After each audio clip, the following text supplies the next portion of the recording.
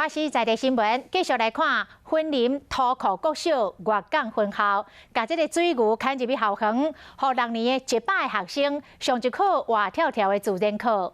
原来这个水牛甲台湾乌熊同款，这个形状拢一个 V 的字形。学生饲牛食草，来学习到牛的文化甲价值。这对真侪囡仔来讲是宝贵的经验，嘛是增加学校才有的福利。 大只水牛入去到校园，100个6年级的学生囡仔有够欢喜，为水牛大家收钱提草要加饲。这节课真特别，是活到宅入去到学校。太紧张了，那怎么办？不要全部都挤在一起。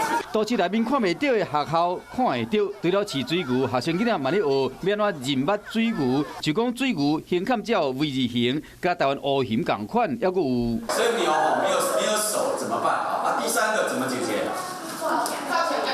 靠墙壁，掌声鼓励。水牛要安怎培养？一般人唔知影水牛的大细项代志，这节课嘛有学生充分的了解。户外教室的概念，其实可以打开他们更高的一个视野。水牛是出现伫云林土库国小的月港分校校长讲，今年课纲真重视体验课程，将牛牵入校园，主要是要好这学生囡仔了解家己的家乡，因为土库镇早期农村就真侪水牛。 借着这个课，体验到农村看过生活，这学生囡仔拢感觉真趣味。